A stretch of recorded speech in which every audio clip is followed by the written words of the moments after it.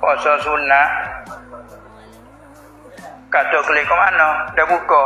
Buka puasa ke tak puasa dah lah ke panggil. Ha? Lepas tu katuk kelik mana? Kelik tak akal lah gitu lah. Tak nanti ke puasa. Nu puasa ni buat katuk kelik. Boleh pakai wajib katuk kelik. Ha? Ha.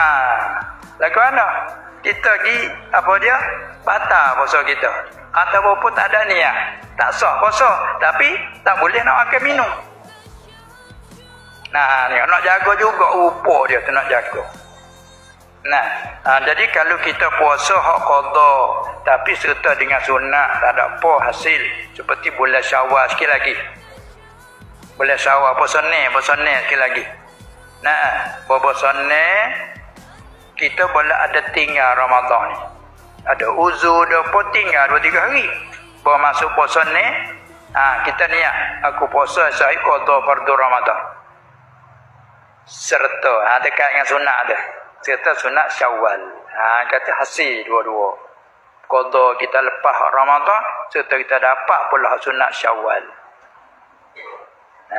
Itu. Tapi tak sama lah hak lebih sekali. Qada. 3 hari kita tinggal itu qada.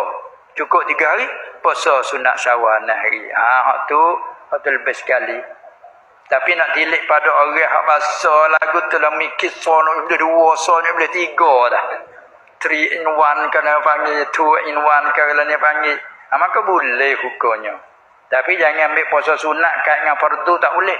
Aku puasa esok hari sunat bulan Syawal serta qada fardu tak boleh. Ya kena ambil ke fardu dulu. Aku puasa esok hari qada fardu Ramadan serta sunat Syawal. Boleh. Ataupun lain pada Syawal apa kita ada puasa senah khamis. Teringat dah hak dulu tak ada puasa. Maka aku puasa esok hari qada fardu Ramadan serta sunat Isnin. Serta sunat tak apa.